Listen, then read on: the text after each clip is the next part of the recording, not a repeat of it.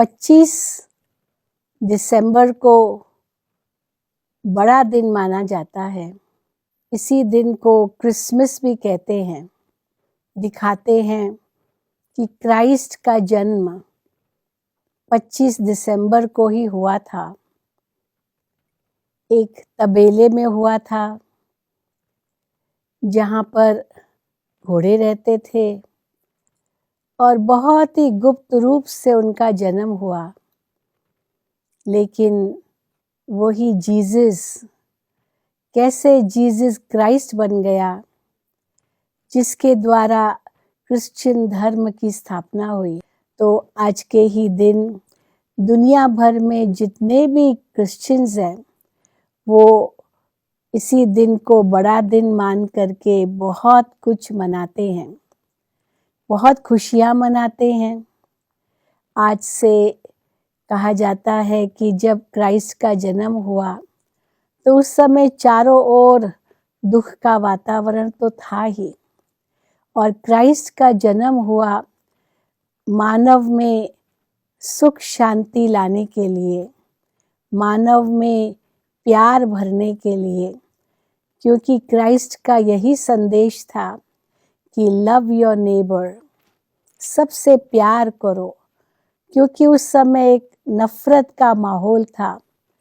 लेकिन कैसी बड़ी विडंबना कि इतनी महान हस्ती को भी लोगों ने समझा नहीं और एक दिन उसे सूली पर चढ़ा दिया। लेकिन उनके विचारों ने सारे दुनिया पर अपना वर्चस्व जमाया और आज क्रिश्चियन धर्म हम देखते हैं सारी दुनिया में फैला हुआ है। और केवल क्रिश्चियन धर्म के लोग ही नहीं, लेकिन सभी लोग आज के दिन बहुत खुशियाँ मनाते हैं। अब ये क्रिसमस या 25 दिसंबर का महत्व क्या है?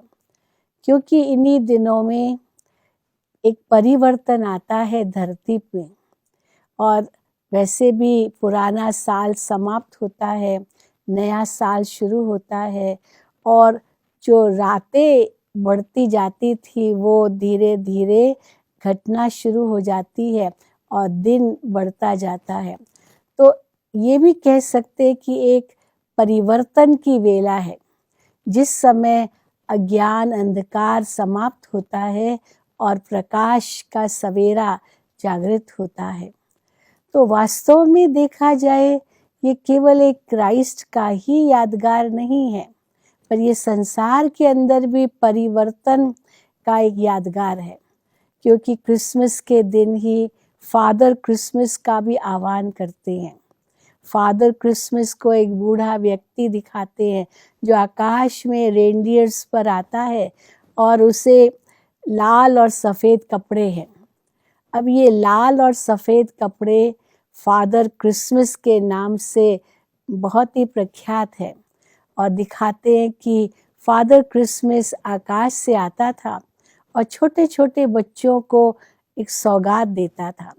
चिमनी से प्रवेश करता था, ऊपर से नीचे आता था। हर एक के घर में जहाँ भी छोटे बच्चे होते थे उनको एक सौगात देता था। अब ये लाल और सफ़ेद का क्या राज है और कौन है फादर क्रिसमस? इसका क्राइस्ट से तो कोई संबंध है ही नहीं, लेकिन इसका अपना ही महत्व है। और महत्व क्या है? परमात्मा जो निराकार है, ज्योति स्वरूप है, सदा शिव है, जिसको हम लोग एक प्रतीक रूप में दिखाते, एक अंगुष्ठाकार प्रतीक रूप, तो वो जो प्रतीक लाल दिखाया है और फिर उसमें सफ़ेद, तो सफ़ेद प्रजापिता ब्रह्मा की यादगार है।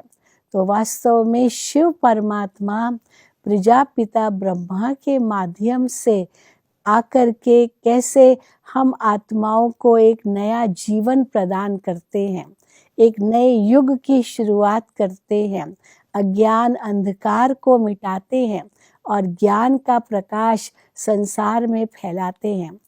और जो छोटे छोटे बच्चों को गिफ्ट्स दी जाती है, ये सौगातें, ये गिफ्ट्स वास्तव में ज्ञान रत्न हैं जो परमात्मा हम बच्चों को देते हैं। ये केवल छोटे बच्चों की बात नहीं है, लेकिन हम सब आत्माएं हैं, एक परमात्मा की संतान है, आपस में भाई भाई हैं, बच्चे हैं। तो भगवान वास्तव में इस समय आकर के हमें जब आत्मा का ज्ञान देते हैं, परमात्मा का ज्ञान देते हैं, तो हमें यही शिक्षा देते हैं, ज्ञान रत्न हमें देते हैं कि अपने आप को आत्मा निश्चय कर परमात्मा को याद करो, क्योंकि आप सभी भाई भाई हो। तो भाई भाई का प्रेम आपस में कितना होना चाहिए, पर ये तब होगा जब हम एक पिता की संतान अपने आप को मानेंगे। वैसे भी कहते हैं हिंदू, मुस्लिम, सिख, ईसाई, हम सब है भाई भाई, लेकिन आज भाई भाई कहते हुए भी ये क्यों बंटवारा हो गया है? क्योंकि अनेक धर्म आज व्याप्त है और हर एक समझता है कि मेरा धर्म ही महान है, मेरा धर्म ही श्रेष्ठ है, और दूसरे के धर्म से विरोध करते हैं या नफरत करते हैं। लेकिन आज का दिन हमें यह संकेत देता है कि सबसे प्यार करो, सब आत्माएं हैं, वो आपके भाई हैं, एक पिता की संतान हैं। यही वास्तव में क्राइस्ट ने भी बताया, और साथ साथ परम पिता परमात्मा भी हमें यही शिक्षा देते हैं। क्योंकि आज इस प्रेम के अभाव के कारण ही आज संसार में इतने युद्ध हो रहे हैं, इतनी लड़ाइयाँ हो रही है, इतने झगड़े हो रहे हैं, परिवार में इतना तनाव है, भाई भाई एक दो के दुश्मन हो गए हैं। ये सब कलयुग अंत की निशानियां हैं, और इन निशानियों के आधार से हम इस निश्चय पर पहुंचते हैं कि अब ये समय बदलना है, क्योंकि अति के बाद तो अंत आता ही है। तो क्रिसमस हमें याद दिलाता है ये अति का समय है। आज भी हम देखते हैं चारों तरफ कैसे बर्फ पड़ रही है, इतनी ठंडी है, चारों ओर विंटर का सीजन है, लेकिन इस विंटर के सीजन में भी एक सफ़ेदी है, एक सुंदरता की निशानी है।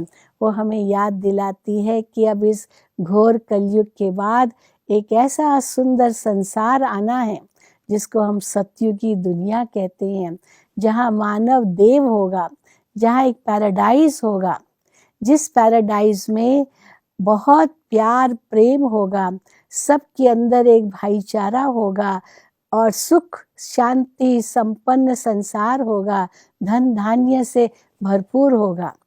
वैसे क्रिसमस के दिन सब आपस में मिठाइयाँ बांटते हैं, एक दो का मुख मीठा करते हैं, गले लगते हैं, नए कपड़े पहनते हैं, नए साल का आह्वान करते हैं, तो बहुत खुशियाँ मनाते हैं।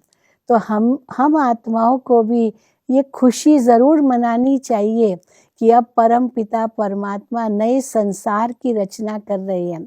ये घोर कलयुग जो दुखमय संसार है, अज्ञान अंधकार है, जो इतनी भयंकर रातें हैं, बेहद की रातों के रूप में, वो आज के दिन हमें एक आश्वासन मिलता है कि ये सब खत्म होने वाला है, ये सब नष्ट होने वाला है, और फिर से एक नया संसार आना है। इसी बात को हम उजागर करने के लिए क्रिसमस मनाते हैं। क्राइस्ट का यादगार वो तो नाम है ही, वो तो निमित्त मात्र है ही, लेकिन एक नए संसार का आगमन, ये हमें आज का दिन एक उदाहरण बनकर के हमें बताता है।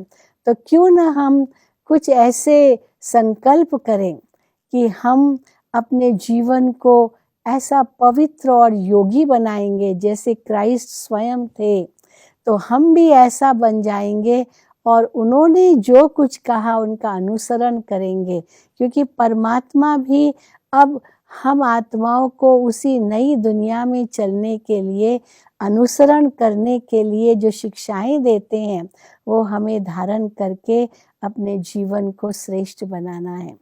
तो यही क्रिसमस का एक बहुत बड़ा संदेश है जो हम आत्माओं को आज अपने जीवन में धारण करके अपने जीवन को पवित्र और योगी बनाना है, एक परमात्मा से सर्व संबंध जोड़ने हैं।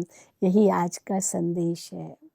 Jingle bells, jingle all the way.